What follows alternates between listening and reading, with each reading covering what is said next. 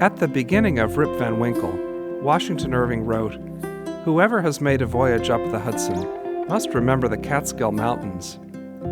The mountains are the setting for Irving's classic tale, where its hero takes his famous 20-year nap. I was headed for Newburgh, where my good friend Luke Pontifell has just printed a delightful edition of Irving's tale at Thornwillow Press. Please join me on this expedition to reawaken Rip Van Winkle.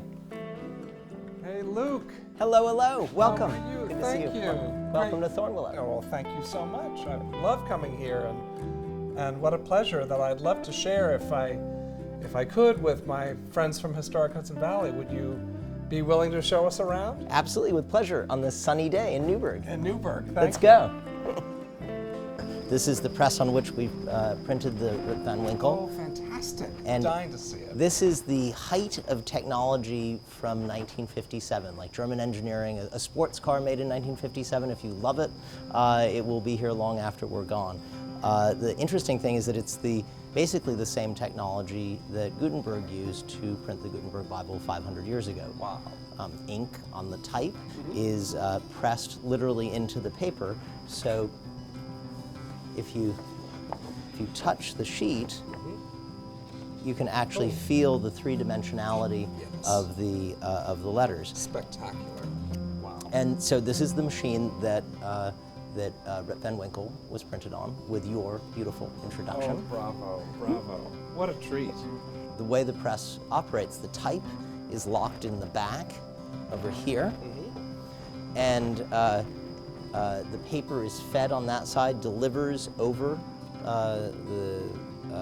the type, which is inked by these rollers, and then it's carried back out and delivered back where we started onto the delivery table. And the ink dries in the space between. Yeah. Wow. Yep. So no smudging. There's no smudging, although you don't want to press it and bind it immediately, because it will, if pressed, it will still smudge. So it usually wants to sit and cure for 24 hours. You'll notice also that the pages are laid out. We're printing 8 pages at once. On a sheet. Yeah, and of course. and so this would be octavo, right? So when a quarto is printing 4 pages at once, octavo is printing 8 pages at once, and then it's folded and gathered and sewn into signatures. So literally all the pages of the book are interconnected, sewn together, which not only is archival and makes them last and is a better structure for a book, but also is much more beautiful to read, because the pages open and the book is unlike a paperback where they're all glued together and you have to kind of break the spine open. Here they'll lie flat and open nicely. So rewarding. And Luke, how would this have differed from printing in the time when Irving was writing?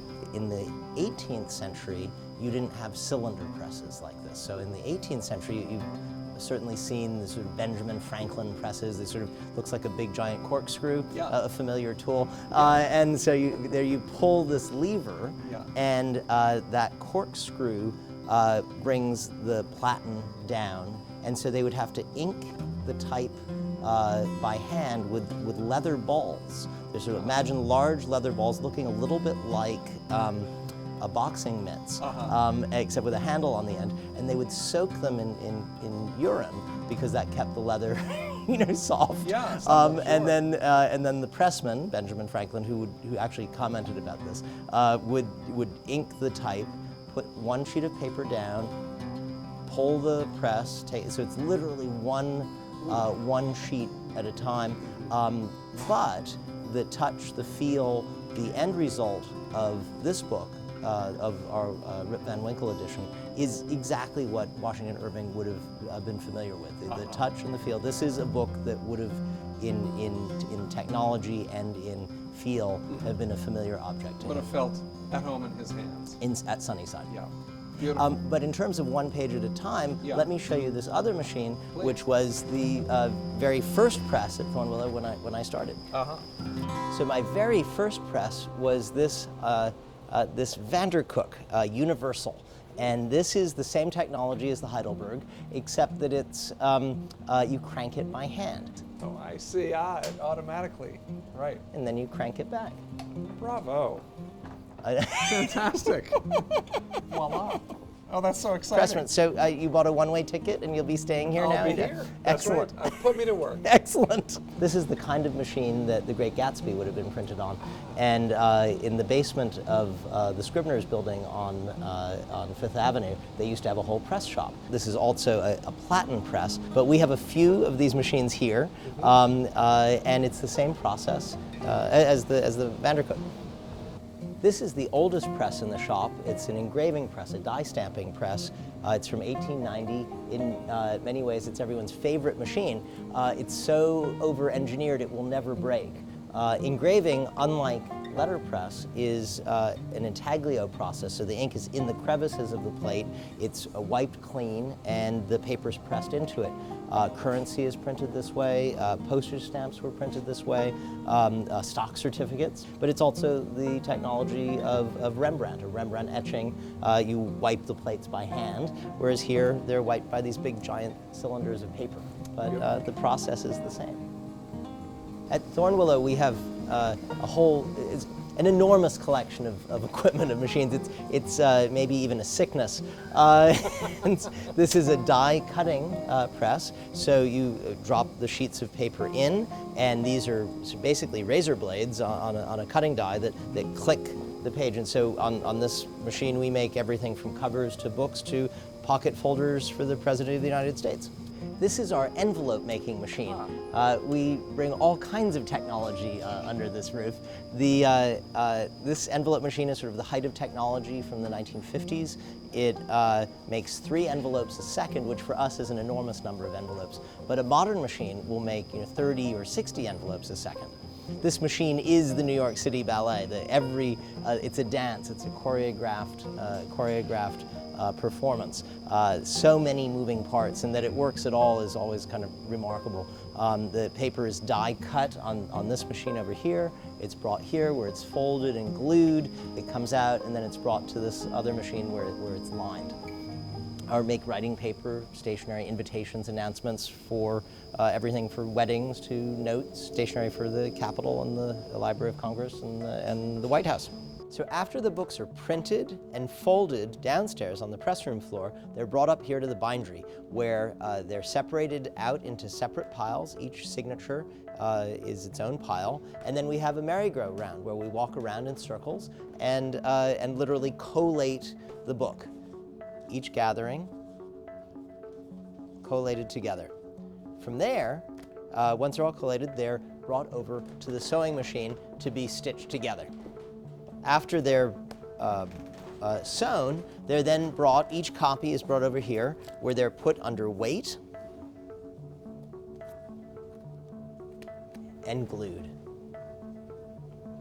With what I think of as library glue, or with paste. With yes, paste. With glue. Yeah. Yeah, with glue. And then after they sit here for a little while, they're nipped, they're pressed, and then they're brought over to have their covers put on. And this is India, who's working on this edition of Edgar Allan Poe, putting the covers together that are all done by hand. What are you up to? So I am going through the process of putting the covers together. So this portion of the cover is going to be where the spine sits. So I'm thinking about not applying too much glue because I don't want it going everywhere. This is not particularly heavy because we want it to be kind of flexible for the spine itself. It keeps everything very consistent and kind of well measured. So now I'm making sure that the cover itself kind of stays together. And most of this is not actually going to be visible once we put papers onto the cover itself. Now I'm just kind of rounding the spine. This is just a first step, but it's kind of training the spine into shape because these books are rounded. So that's now a finished book. Thank you. Thank you. Thank See you, you later. India. I'm very excited to show you your copies of Rip Van Winkle with your essay. Oh, how exciting. This is how it has come out. The finished book. Thrilling. Oh, I'm eager as can be now that I've seen how it was printed and bound, and want to handle them carefully. I think you just rip the thing. But I also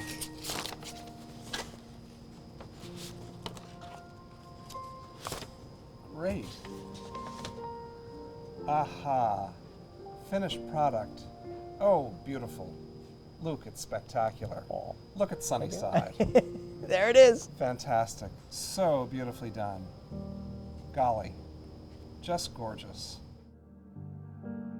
Washington Irving wrote this at Sunnyside? He actually didn't. He wrote it before he moved back to Tarrytown, but he wrote it very much with Tarrytown in mind from his arrival as a boy and the generation of his imagination, which kept him going and thinking of the Hudson Valley. Well, books are these objects that preserve memory. They preserve a time, they preserve a place, they preserve an idea, as do buildings. That's also what you're doing, and that your buildings are the memory of our community, of a time, of a place for people yet unborn, so for the future. Yeah. So it's great repositories. We're in the same business. We are. You and me.